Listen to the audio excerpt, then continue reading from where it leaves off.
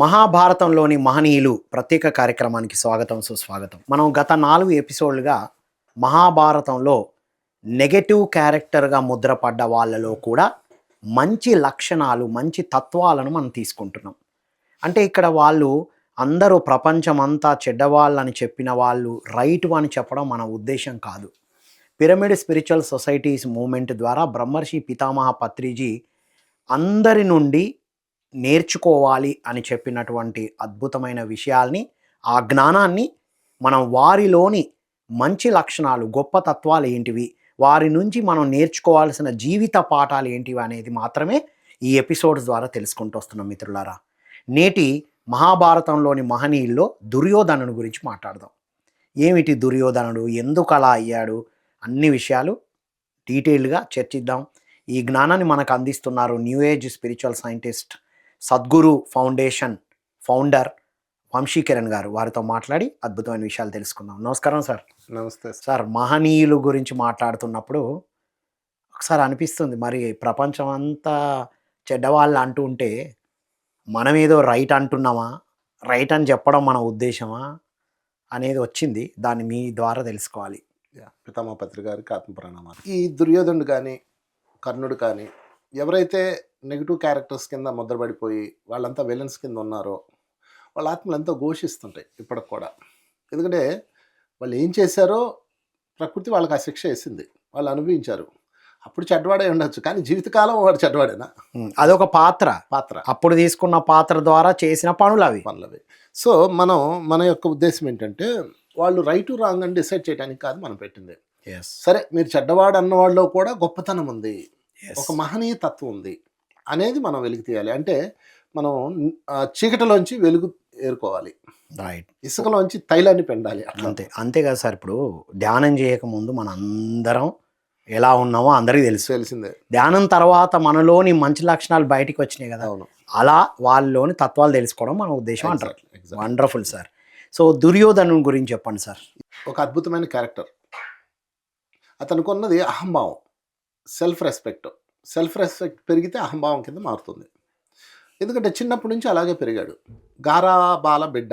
మన ఇంట్లో ఒక గారాబాల బిడ్డని బాగా గారాబం చేసి పెంచితే వాళ్ళు ఎలా తయారవుతారు మీకు తెలిసిందే కదా. చాలామంది ఇళ్ళలో చిన్న పిల్లలు ఉంటారు, చిన్నపిల్లలు, లాస్ట్ బేబీ, వాడు చాలా గారాబంగా పెంచుతారు. వాడు కనీసం సారీ చెప్పడు, తెలుసా మీకు? మా ఇంట్లో మా చిన్న బిడ్డ ఉన్నాడు, చిన్న కొడుకు, వాడు సారీ చెప్పడం, వాడికి ఇగో అనమాట. అంటే వాళ్ళ అలాంటి అట్మాస్ఫియర్లో మనం పెంచాం. అందుకని మొదటి నేరస్తులు ఎవరు అంటే తల్లిదండ్రులే. చుట్టూ పెద్దవాళ్ళే మొదటి నేరస్తులు. బిడ్డ అలా తయారైందంటే ఎవరు కారణం? అంతే కదా, పెంపకం నుండే వచ్చింది. ఆత్మ నుంచి కొంత ఉంటుంది, దాన్ని కూడా మార్చొచ్చు పెంపకం ద్వారా.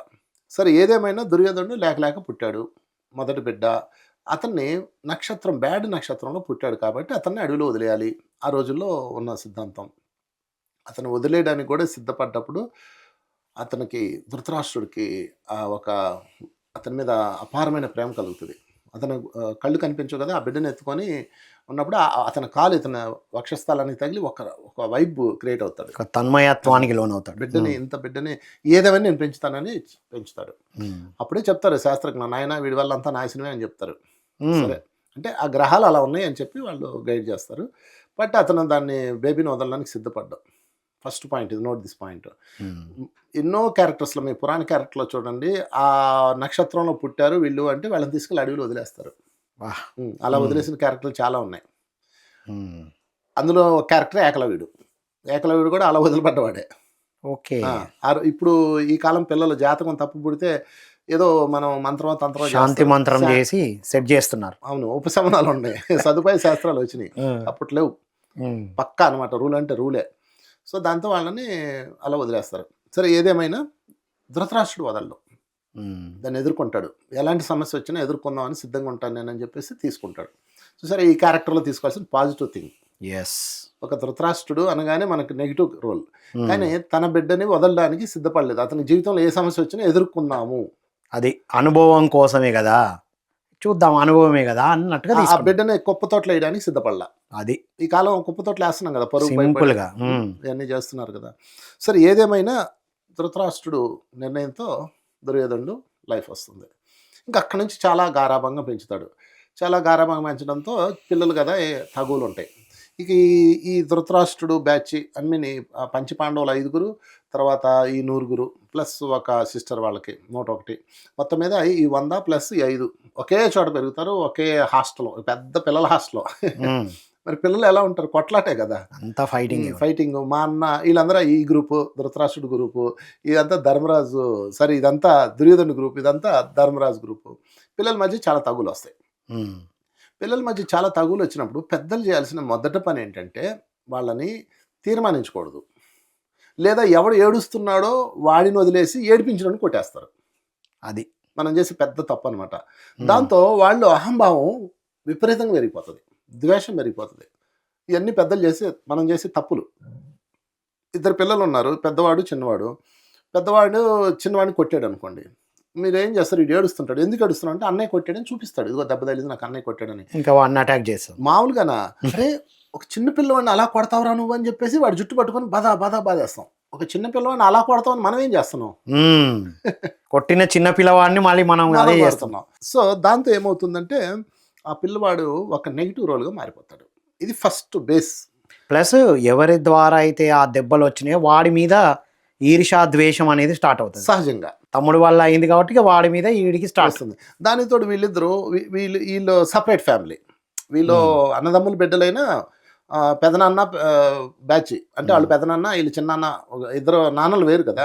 దాంతో ఇంకా ఎక్కువ ఉంది, కజిన్స్ దగ్గర ఎక్కువ ఉంటుంది ఇది. సో దాంతో ఏమైందంటే ఎప్పుడు ధర్మరాజు వాళ్ళు వీళ్ళేం తక్కువలు కాదు, మన క్యారెక్టర్లు అన్నీ గ్రేట్ అనుకోవడానికి లేదు. పిల్లలంటే ఎలా ఉంటారు? భీముడు అందులో మామూలుడు కాదు. వాళ్ళని గిల్లి ఏడిపించేవాడు. గిల్లి ఏడిపించేవాడు. దుర్యోధనుడు తెలివి తక్కువవాడు, దొరికిపోతే తనులు తిట్లు ఇతను పడేవి. సో ఈ విధంగా ఇద్దరి మధ్య 2 గ్రూపుల మధ్య విపరీతమైన ద్వేషం, కసి బాల్యం నుంచే ప్రారంభమైనాయి. అది ఫౌండేషన్. అందుకే బాల్యాన్ని చెడగొట్టకూడదు అనేది పిల్లల్ని. సో ఇందులో పెద్దవాళ్ళ ఇన్వాల్వ్మెంట్ ఉంటుంది. దీనితో సడన్గా దిగాడు శకుని మామ. ఓకే, వీళ్ళు ఎదుగుతున్న క్రమంలో ఓకే, ఫస్ట్ ఈ పేరెంట్స్ ద్వారా ఒక బ్యాడ్ అట్మాస్ఫియర్ క్రియేట్ అయింది కజిన్స్ మధ్య. తర్వాత శకుని మామ ఎంటర్ అయ్యాడు. శకుని మామ ఎంటర్ అయ్యి ఆయన టార్గెట్ ఏంటి? ఆయన టార్గెట్ వీళ్ళ వంశం మొత్తం లేపేయాలి. తన సిస్టర్ ఫ్యామిలీ ఇదంతా, అయినా అతనిలో ఉన్న ద్వేషం అది. మొన్న ఫస్ట్ ఎపిసోడ్లో చెప్పుకున్నాం మనం. దానికి కారణం అతను అనుభవించాడు కాబట్టి అతను ఒక మిసైల్గా తయారాడు. చివరి వాస్తవానికి వాళ్ళే కారణం, అంతే. అంటే సార్ ఇక్కడ ఏంటంటే తల్లిదండ్రుల తర్వాత ఎక్కువగా మాట వినేది మేనమామే కదా. ఎగ్జాక్ట్లీ. మేనమామకు తల్లిదండ్రుల తర్వాత అంతటి పొజిషన్ ఉంటుంది. నేను ఫీల్ అయ్యాను. ఎగ్జాక్ట్లీ. మా బావగారు ఎప్పుడు మీ చిన్నమామని అడుగు, ఏది అడిగినా మీ చిన్నమామని అడుగు అంటారు అని చెప్పేవారు. మనం రైట్గా గైడ్ చేయనప్పుడు ఇంకా అంతే. సో ఈ మేనమామ ఇద్దరికి మేనమామే. ఇక్కడికి వచ్చి వీళ్ళకి చెప్పేవాడు. వీళ్ళ దగ్గర సెకండ్ పప్పులు ఉడికే కాదు. ఎందుకంటే ఈ 5గురు కారణ జన్మలు. వీళ్ళు పాజిటివ్ వేవ్ లెంగ్త్లో ఉంటారు, కానీ వీళ్ళు నెగిటివ్ వేవ్ లెంగ్త్లో ఉన్నారు. దాన్ని సెకండ్ పర్ఫెక్ట్గా ఉపయోగించుకొని వాళ్ళు చిన్నప్పటి నుంచే వాళ్ళలో ఇంకా ద్వేషాన్ని పెంచేశాడు. ఇంకా ద్వేషాన్ని పెంచేసి అతనిలో అహంభావాన్ని టాప్కి తీసుకెళ్ళిపోయాడు. ఓకే. సో ఒక విద్యార్థి చెడ్డవాడయ్యాడంటే అతనే చెడ్డవాడా? చుట్టూ సమాజం లేదా, తల్లిదండ్రులు లేరా, పెద్దవాళ్ళు లేరా, ఫ్రెండ్స్ లేరా, ఇన్ని ప్రభావాలు ఉంటాయి. మీరు వాడిని చెడ్డవాడని ఎలా డిసైడ్ చేస్తారు? అందుకని ఎప్పుడైనా ఒక మనిషి చెడ్డవాడు అయ్యాడంటే కృష్ణుడు స్పష్టంగా చెప్పాడు భగవద్గీతలో, ఒక మనిషి చెడ్డవాడు అయ్యాడంటే వాడి గుణ కారణంగా చెడ్డవాడయ్యాడు. గుణానికి కారణం ఏంటంటే ప్రకృతి, అట్మాస్ఫియర్, వాడు ఉన్న వాతావరణం. మీరు దీన్ని తప్పు పట్టాలి, కానీ దీన్ని ఎలా తప్పు పడతారు? వాతావరణాన్ని మారిస్తే ఆటోమేటిక్గా సెట్ అవుతారు, ఆ ఏజ్లో సెట్ అవుతాడు. కానీ వీళ్ళు ఎవరు అది చేయలేకపోయారు. భీష్ముడు కానీ ఎవరు బిజీలో వాళ్ళు ఉన్నారు. ఇప్పుడు మనం కూడా చూడండి, మన పిల్లలు ఎక్కడ పట్టించుకుంటాం మన పిల్లల్ని. అప్పుడు ఏంటి, వ్యాపారాలతో బిజీగా ఉన్నాం, ఇప్పుడు ధ్యాన ప్రచారంతో కూడా బిజీ. ఏదో ఒకటి. ఎవరైనా వాళ్ళ పిల్లలతో లేరు. దాంతో వాళ్ళు సహజంగానే వాళ్ళ ప్రపంచాన్ని వాళ్ళు తయారు చేసుకుంటారు. ఆ విధంగా ఒక నెగిటివ్ ప్రపంచాన్ని తయారు చేసుకున్నాడు. బట్ అతనికి అది పాజిటివ్ ప్రపంచం. ఓకే. ఇప్పుడు నెగిటివ్ ప్రపంచం అని మనకు అనిపిస్తుంది, మనకు కనబడేది. అతనికి అది రైట్ అనిపిస్తుంది. ప్రతి నెగటివ్ పర్సన్ కూడా తన దృక్పథంలో పాజిటివే. అందుకని what ever think is right అంటారు. ఎగ్జాక్ట్లీ. అందుకని దీనికి దేని కొలమానంగా తీసుకోవాలంటే ధర్మం కొలమానంగా తీసుకోవాలి. ఓకే, రైట్ రాంగ్ కాదు, ధర్మయుతంగా ఉందా అధర్మంగా ఉందా, అంతే. అది నేచర్ చూస్తుంది. నేచర్ ఏం చూస్తుంది? ధర్మయుతమా అధర్మయుతమా, అంతేగాని వీడు రైటా వీడు రాంగ్ ఎతకదా. అసలు నేచర్లో తప్పు రైటు లేదు, ధర్మమే ఉంది. రైట్. తప్పు రైట్ అనేది మనం పెట్టుకునే రూల్స్ అండ్ రెగ్యులేషన్స్ బట్టి మారిపోతుంటుంది అది. ఈ విధంగా పెరిగిన రోలు. బట్ అతను ఇంత గొప్ప సాధకుడు అంటే మీకు ఒక ఎగ్జాంపుల్. మీకు ఎన్నో మన మహాభారత కథల్లో ఉన్నాం. అతను లాస్ట్‌కు ప్రాణం విడిచేటప్పుడు కూడా శరీరం విడిచిపెట్టే టైంలో మిత్రులందరూ చనిపోయారు, అందరూ చనిపోయారు. ఒక వైరాగ్యంలోకెళ్ళి నది అడుగుకెళ్ళి ఊర్ధముఖంగా ప్రాణం వదలటానికి ప్రయత్నం చేస్తాడు. అంటే ఒక జల సమాధి వచ్చు అతనికి. జలంలో ఓకే. సమాధి అవ్వడం వచ్చు. అది గ్రేటెస్ట్ ప్రాక్టీస్ కాదమ్మా, నాట్ ఏ జోక్ కదా. Not a joke. అసాధారణ. మనం గంట ధ్యానం చేయడానికి పాటలు పాడుతున్నాం. అది నీళ్ళల్లో నీళ్ళల్లో కిందకెళ్ళిపోయి ఎయిర్‌ని స్తంభింపజేసి ఊర్ధముఖంగా సహస్రారం నుంచి ప్రాణాన్ని రిలీజ్ చేయడం. వాహ్! ఆ విద్య వచ్చు అతనికి. అది చేయబోతాడు. కానీ కృష్ణ అతన్ని అలా చావనివ్వడు. మళ్ళా బయటికి లాగుతాడు. అది వేరే కథ. అదే. సరే, మొత్తం మీద ఈ దుర్యోధనుడు ఇలా తయారవ్వడానికి ప్రధాన కారణం ఏంటంటే అట్మాస్ఫియర్. మన పిల్లలు కూడా దుర్యోధనలా తయారు కాకుండా ఉండాలంటే మనం చేయాల్సింది ఏంటో మీకు అర్థమైంది ఈ పాటికి. అందుకే పత్రిజీ చిన్ననాటి నుండే ధ్యానము, ఆధ్యాత్మికత నేర్పియమని చెప్పిండ్రు. ఎందుకంటే వాడికి తెలియదు కదా. ఇప్పుడు మేనమామ ఉన్నాడు. మేనమామ విషయాన్ని పోస్తున్నాడు. అది అమృతం అనుకుంటాడు కానీ విషయం ఎందుకు అనుకుంటాడు? అంటే పెద్ద అడల్ట్ ఇప్పుడు పేరెంటల్ ఫిగర్స్ ఏది చెప్తే అదే. ఎగ్జాక్ట్లీ. వాళ్ళ ఆత్మలో కూడా మేబీ కొంత ఉండొచ్చు, మరి ఉండొచ్చు. అందరు వినరుగా. అది ఆత్మలో ఉండేది గుణం 20% సార్. 80% ఫామ్డే. ఇక్కడ ఈ జన్మలో ఫామ్ అయ్యేది. ఎగ్జాక్ట్లీ. Oh my god. అంత డేంజర్ జోన్లో ఉన్నాం మనం కాదు, మన పిల్లలు. అందుకని ఎప్పుడు పిల్లల యొక్క లైఫ్ స్టైల్ ఎలా ఉంది, వాళ్ళకున్న ఫ్రెండ్స్ ఎవరున్నారు, వాళ్ళు ఎట్లాంటి అట్మాస్ఫియర్లో, మనం ఎంతసేపు చదువు ర్యాంకులు తప్ప గుణం మీద ఫోకస్ లేదు. మనం రైట్ ఏజ్లో పత్రిసార్ని కలిసాం అనిపిస్తుంది సార్. నిజంగా మనం కరెక్ట్ మిడిల్ ఏజ్లో ఎంటర్ కాగానే పత్రిసార్ని కలవడం వల్ల ఇవన్నీ ఈ విధంగా అర్థం చేసుకోగలుగుతున్నాం. ధర్మ విచక్షణ తెలిసింది మనకి. ఇప్పుడు తప్పు రైట్ పక్కన పెట్టేద్దాం. ధర్మం ఇది ధర్మం ఇది అధర్మం అని విచక్షణ మనకు తెలిసింది. కాబట్టి మన ఫ్రెండ్స్, నా ఫ్రెండ్సే ఉన్నారు. నేను పత్రిసారి దగ్గరకు వచ్చిన తర్వాత నా ఫ్రెండ్స్ కలిసేవాళ్ళు. వారే అలా చేద్దాం ఇలా చేద్దాం అరే అలా చేస్తే అడిగి నష్టం వస్తుంది, పాపం వాడు బాధపడతాడు, చనిపోతాడు, వాడు కుటుంబం రోడ్డుని పడుతుంది అని నేనంటే వాళ్ళు విచిత్రంగా చూసేవాళ్ళు. ఇదేంట్రా ఇలా మాట్లాడుతున్నాడు, వ్యాపారం ఇది అనేవాళ్ళు. ఇది వ్యాపారం అంటాడే. అట్లా కాదు, ఇది కాదు అనేవాడిని. ఓకే. ఆ వైపు ఆ తేడా మనకి ఎలా తెలిసింది? ధ్యానం ద్వారా, సాంగత్యం ద్వారా, గురు సాంగత్యం ద్వారా. అందుకని పిల్లలకి ఖచ్చితంగా ధ్యానం ఉండాలి. మీరు ఎంతసేపు కాపాడతారు పిల్లల్ని? మన పేరెంటింగ్లో చాలా తక్కువ సమయమే. పీర్స్ ఉంటారు, పెద్దలు, వాళ్ళు పెద్దలని ఫీల్ అయ్యే వాళ్ళు ఉంటారు. వాళ్ళు ఏమి ఎక్కిస్తున్నారో మనకు తెలియదు. సో దాంతో పిల్లల్లోని మీరు కాపాడలేరు. దానికి ఏం చేయాలి అంటే, దుర్యోధన లైఫ్ ఎగ్జాంపుల్ ఏం చేయాలంటే, వాళ్ళకు ఒక విచక్షణ జ్ఞానాన్ని ఇంజెక్ట్ చేయాలి, సాధన ఇంజెక్ట్ చేయాలి, ధ్యానం ఇంజెక్ట్ చేయాలి, ప్రేమతత్వాన్ని ఇంజెక్ట్ చేయాలి చిన్నప్పటి నుంచి. మరి పంచపాండవులు కూడా 5గురే కదా, మరి వాళ్ళు బాలులే కదా, మరి వాళ్ళు ఎందుకు అదే ఎన్విరాన్మెంట్లో ఉన్నారు కదా, మరి వాళ్ళు ఎందుకు నెగిటివ్ అవ్వలేదు? పైగా శకుని వాళ్ళని కూడా పొల్యూట్ చేయడం ప్రయత్నం చేస్తాడు. ఎందుకు అవ్వలేదు అంటే, వాళ్ళ అమ్మగారు కుంతిదేవి అద్భుతమైన మాస్టర్. కుంతిదేవి క్షమించే నాయన అనేది సింపుల్గా. ప్రేమమూర్తివి, క్షమించిన ఆయన, వాడి మీద ఎందుకు ద్వేషం అనేది. గాంధారి ఎందుకు చేయలేకపోయింది ఆ పని? ఆమె పూజలు ఆమె ఉండేది. గాంధారి కూడా గ్రేట్ మాస్టరే, కానీ ఆమె ఫోకస్ చేయలేదు పిల్లల మీద. పిల్లలు కొట్టుకుంటారులే అని ఆమె పూజలు, ఆ భజనలు, ఆ కార్యక్రమాలు ఆమె ఉండేది. వాళ్ళ బ్రదర్ని నమ్మింది. శకుని ఉన్నాడు, చూసుకుంటాడు. తర్వాత కొంతకాలం తెలుస్తుంది శకుని అలా చేస్తాడు, కానీ అప్పటికే చేయి దాటిపోతాయి. వీళ్ళంతా ఒకటి అయిపోతారు. సో ఎప్పుడైనా మన పిల్లలకి దుర్యోధనలా తయారవ్వకుండా ఉండాలి అంటే ఏం చేయాలో మనం మహాభారతంలో వ్యాసవ్యాసుడు స్పష్టంగా చెప్పేసి ఆర్ట్ ఆఫ్ పేరెంటింగ్ ఇచ్చారు. చైల్డ్హుడ్లో ఏమందియాలో, ఎలా ఉండొద్దో, ఎలా ఉండకూడదో 2 గ్రూపులను చూపించారు పక్కాగా. మీరు ఈ సెషన్ చూస్తే మీకు అద్భుతమైన పేరెంటింగ్ తెలుస్తుంది. దీనికోసం మనం లక్షలు ఖర్చు పెట్టి పేరెంటింగ్ కోర్సులు నేర్చుకుంటున్నాం. మీరే నేర్పుకుంటారు. ఎన్నో డిజైన్ చేసినాం. ఆర్ట్ ఆఫ్ వైజ్ పేరెంటింగ్ అని డిజైన్ చేసినాం 90s. చూడండి ఎంత అద్భుతంగా ఉందో. మహాభారతంలోనే ఉంది, చక్కగా క్లియర్గా, క్రిస్టల్ క్లియర్గా ఉంది. సో ఈ విధంగా తయారైన దుర్యోధనుడు ఇంకా తర్వాత నెక్స్ట్ లెవెల్లో వాళ్ళు గురువు దగ్గర చేరతారు. ఇంకా 2 ముఠాలు అయిపోయినాయి, ఒక స్టేజ్ దాటిపోయింది. ఇంకా 2 వర్గాలు అయిపోయినాక అది కంటిన్యూ అయిపోయింది. పచ్చగడ్డ వేస్తే బగ్గుమంటుంది. వీళ్ళు పాపం అప్పటికి కలపడానికి ప్రయత్నం చేస్తారు కానీ అవ్వదు. మళ్ళీ వీళ్ళందరినీ కలిపి భీష్ముడు ఒకే కుటీరంలో పెట్టేసి, ఒకే ఆశ్రమంలో పెట్టేసి ద్రోణాచార్యుడికి అప్పచెప్తాడు. మళ్ళీ అక్కడ రోజుకు ఒక తగు గురువుగారి సమక్షంలో రోజు పంచాయతీలు, గొడవలు ఎలా ఉండేది. సరే, ఎనీవే దుర్యోధనుడు దగ్గరకు వద్దాం. దుర్యోధనులో ఒక గొప్ప క్యారెక్టర్ చెప్తాను. అంటే నేను ఒక చోట చదివనేది చాలా నాకు బాగా నచ్చింది.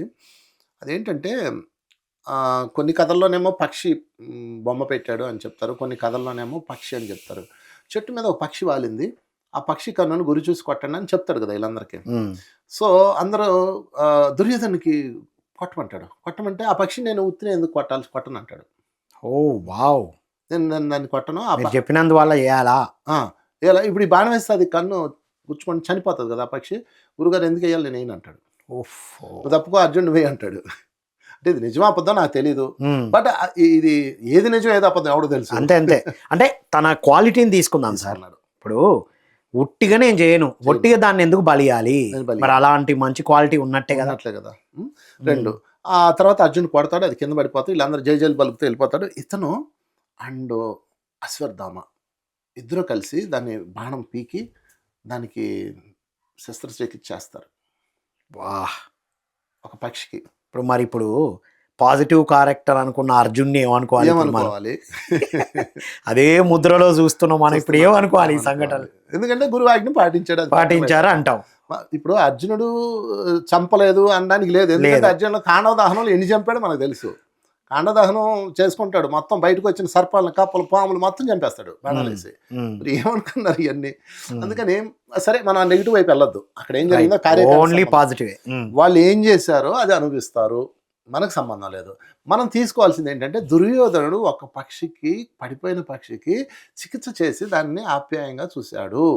ఇంతకన్నా ఏం కావాలి సార్? అంటే ఎంత కరుణామూర్తి, లోపల కరుణ ఉందిగా. కరుణ ఉంది. ఓకే, ఇది ఒక క్యారెక్టర్. ఇంకో క్యారెక్టర్ తెద్దాం. దుర్యోధన మీద పెద్ద మచ్చ, ద్రౌపది చీర లాగాడు, ద్రౌపదిని అవమానించాడు, ద్రౌపదిని లాగాడు. ఇది బ్యాడ్ క్యారెక్టర్ బాగా. అసలు ద్రౌపది చీర అనగానే ఈ దుర్యోధన పాట కూడా వచ్చింది బ్యాక్గ్రౌండ్ లో. అంటే మన బుర్రలన్నీ రికార్డ్ అయిపోయింది. Bad bad bad.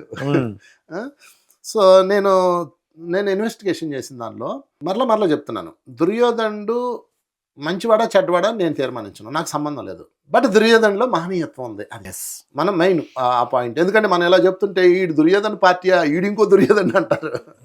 సో ఏదేమైనా కానీ పత్రి గారు నేర్పింది ఏంటంటే నెగిటివ్లో కూడా పాజిటివ్ చూడు, అది చీకటిలో కూడా వెలుగు చూడు, మట్టిలో కూడా మాణిక్యాన్ని చూడు. అది నా కాన్సెప్ట్. ఓకే సార్, అల్టిమేట్ ఇది.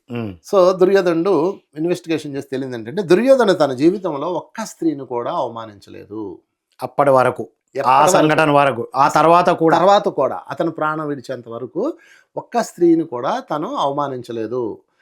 మరొక్క రెండో స్త్రీని పెళ్లి చేసుకోలేదు. ఒకటే భార్య ఆయనకి. వావ్. మరి మిగతా వాళ్ళందరికీ ముగ్గురేసి భార్యలు. అర్జునుడికి ముగ్గురు, ధర్మరాజుకి ఉన్నారు. అవునా కదా? అంటే ఇక్కడ ఆ రోజుల్లో బహుభార్యత్వం ఉండేది. కానీ దుర్యోధనుడు ఒకే భార్య, స్త్రీతత్వంతో చేయలేదు. ద్రౌపదిని ఎందుకు అలా అవమానించారు అనే దానికి ఇంకో కారణం ఉంది. వీళ్ళు ఆమె చేతిలో చాలా అవమానాలు పొందారు. ఎప్పుడు దొరుకుతాను చూశారు, ఆమె కరెక్ట్గా దొరికింది, అవమానించారు. బట్ అది బ్యాడే. ఒక స్త్రీని అలా అవమానించడం అనేది బ్యాడ్. అది వాళ్ళకి చుట్టుకుంది శాపమై. ఈ రోజు కూడా మనం దాని మీద మాట్లాడుతున్నాం. అంటే ఎన్ని మంచి క్వాలిటీస్ ఉన్నా ఒక్కదాంతో అదే మ్యాగ్నిఫై అయ్యి అలా చేయబడతారనే దాంట్లో దుర్యోధనుడు ఒకడు. ఇది కూడా తీసుకోవాలి మనం అంటే నెగిటివ్ పాయింట్ కూడా తీసుకొని మనంలో దాన్ని కంపేర్ చేసుకోవాలి. అంటే ఇంత గొప్పవాడిని అయినా నేను ఎక్కడో తప్పు చేస్తే ఇక మొత్తం క్యారెక్టర్ క్లోజ్. ఒకటి చాలు, ఒక్క విషపు చుక్క చాలు అనే దానికి ఇక్కడ నిదర్శనం. దానికి ఎన్నో క్యారెక్టర్లు ఉన్నాయి మన చరిత్రలో మనం చూసుకుంటే. సో అతను స్త్రీని చాలా గౌరవించినట్లుగానే ఉంది అన్ని రికార్డ్స్లో. దుర్యోధన గుడి ఉంది తెలుసా? ఏదో రాష్ట్రంలో ఉంది, నాకు పేరు గుర్తులేదు. అతనికి గూగుల్ చేస్తూ కనబడుతుంది. దుర్యోధన గుడి ఉంది, అతను పూజిస్తారు. సో ఏదేమైనా దుర్యోధనుడు ఆ స్త్రీని గౌరవించడం అనేది ఉన్నది. అతని పరిచారకుని కూడా రెస్పెక్ట్ చేసిన సంఘటనలు ఉన్నాయి. అతనుకున్న మెయిన్ బ్యాడ్ అంటే అతనుకున్న మైనస్ ఏంటి అంటే అహంకారం. అంటే ఎవరి మాట లెక్క చేయడు, సెల్ఫ్ చెకింగ్ లేదు. సో దానివల్ల అంత గొప్పవాడు అలా డౌన్ అయిపోయాడు. సో ఏదేమైనా మనం దుర్యోధన యొక్క క్యారెక్టర్లో మనం చూడాల్సిన ముఖ్యమైన పాయింట్స్ ఏంటంటే, మోస్ట్ ఇంపార్టెంట్ పాయింట్స్, అతనిలో స్త్రీ గౌరవం ఉన్నది. మరి ద్రౌపదిని ఎందుకు చేశాడు? అది కార్యకారణ సంబంధం.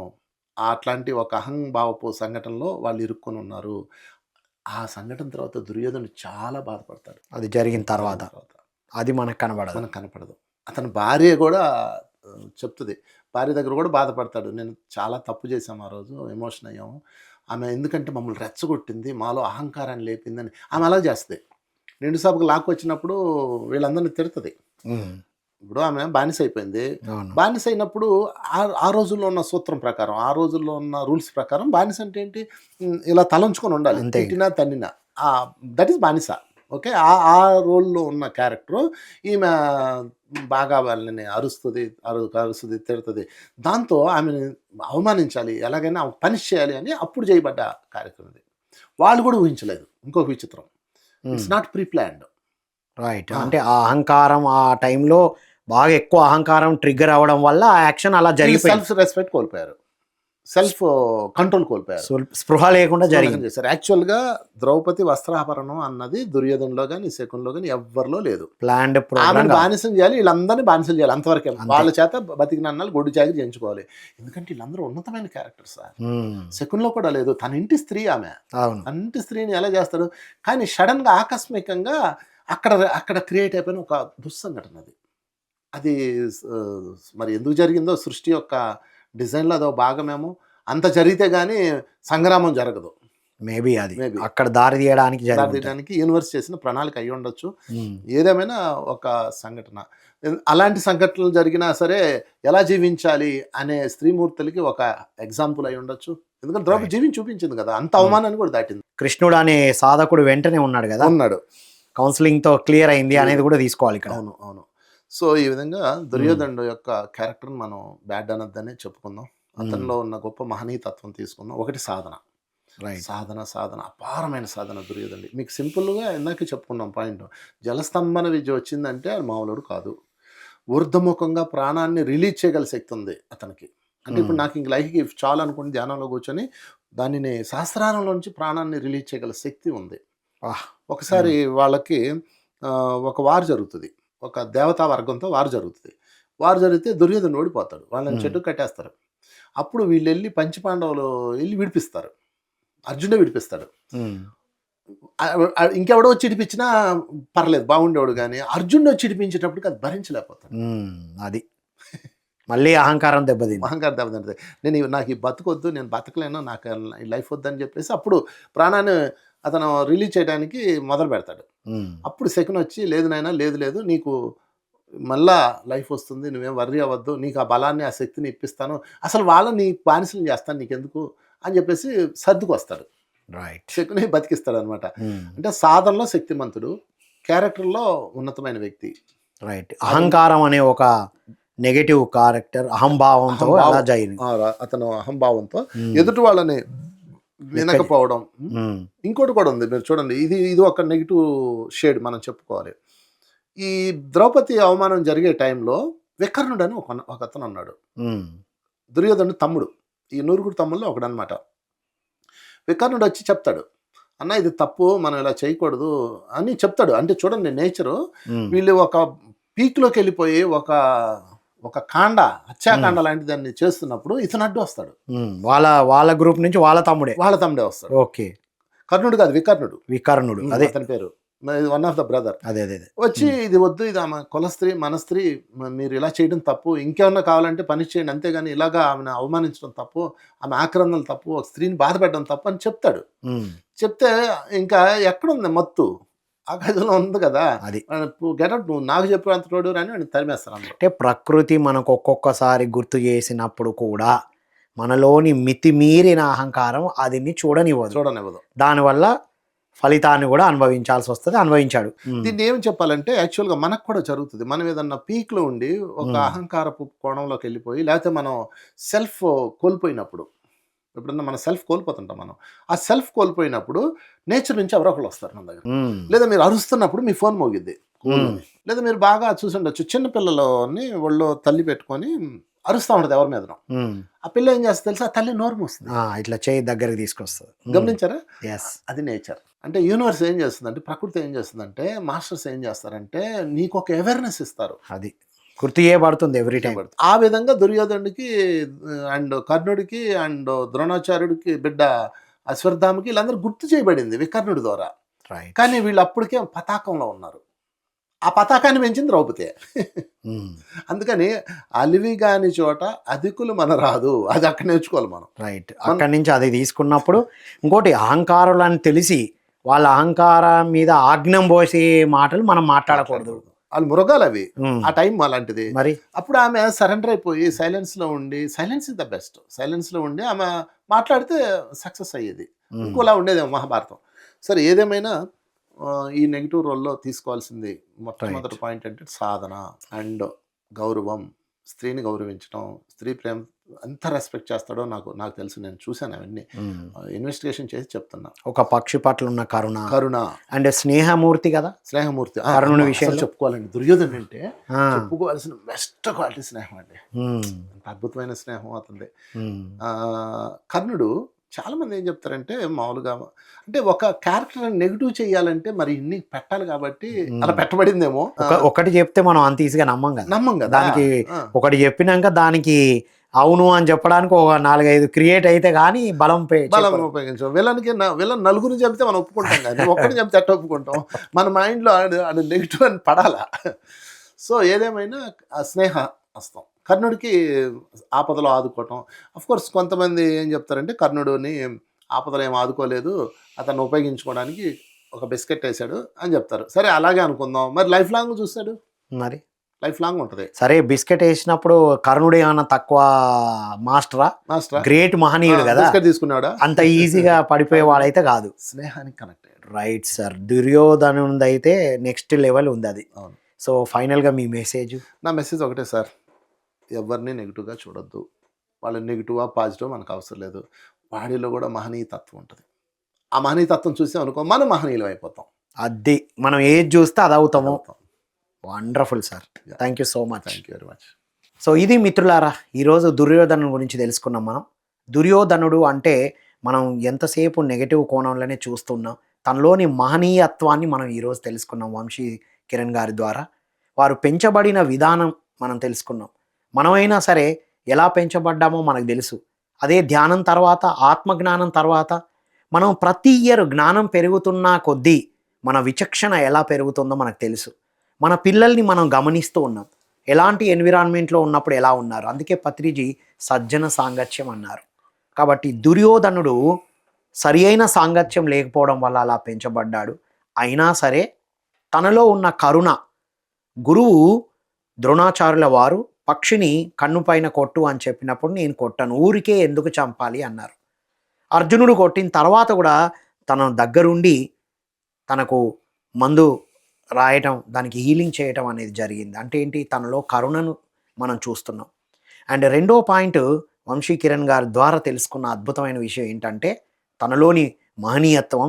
ఏ స్త్రీని ఏ రోజు అవమానించలేదు, రెండో స్త్రీని వివాహం ఆడలేదు. అంటే తను ఆ సంఘటనలో ఎమోషనల్ ట్రిగ్గర్స్, మనలో కూడా ఎమోషనల్ ట్రిగ్గర్ వచ్చినప్పుడు స్పృహ కోల్పోతూ ఉంటాం. అలా స్పృహ కోల్పోయి జరిగింది అనేది ఇక్కడ మనం తీసుకోవచ్చు. అండ్ మూడోది స్నేహతత్వం. ఎంత అద్భుతమైన స్నేహం! కర్ణుడు అనే ఒక గ్రేటెస్ట్ మాస్టర్ తన కోసం, ఈవెన్ పాండవులు తన తమ్ముళ్ళు అని తెలిసినా సరే నా స్నేహం కోసం నేను ఇక్కడే ఉంటాను అంటే ఎంత అద్భుతమైన స్నేహితుడు అయి ఉంటాడు తను. మన స్నేహితుడు ఎంత వాడైతే మనం అలా ఉంటాం, అది ఒకటి మనం తీసుకుంటాం. తర్వాత తనలో ఉన్న మహనీయత్వం ఏమిటి అంటే బాధపడడం అనేది కూడా జరిగింది అనేది తెలుసుకున్నాం. కాబట్టి మిత్రులారా, దుర్యోధనుల్లోని తను మంచి వ్యక్తి, తను చేసిన అన్ని రైట్ అని చెప్పడానికి కాకుండా తనలోని కూడా మహనీయత్వం, మహనీయ గుణాలు ఉన్నాయి. అవి మనం తీసుకుంటూ ఏ ఏ సంఘటనలో మనం ఎలా ఉంటున్నాం, మనలో దుర్యోధనుని తత్వం ఎక్కడైనా మేల్కొంటుందా అనేది తెలుసుకొని అవేర్నెస్తో ఉండాలని, దానికి ధ్యానమే మార్గమని బ్రహ్మర్షి పితామహ పత్రిజీ అందించిన విషయాలు అందించడం కోసమే మీ ముందు ఈ కార్యక్రమాలు తీసుకురావడం జరిగింది. అందరం ధ్యానం చేస్తూ ఎరుకతో ఉండాలని కోరుకుంటూ, చక్కని ఎన్విరాన్మెంట్లో అంటే సజ్జన సాంగత్యంతో ఉండాలని కోరుకుంటూ మరో కార్యక్రమంలో మళ్ళీ కలుద్దాం. అంతవరకు సెలవు. Thank you all.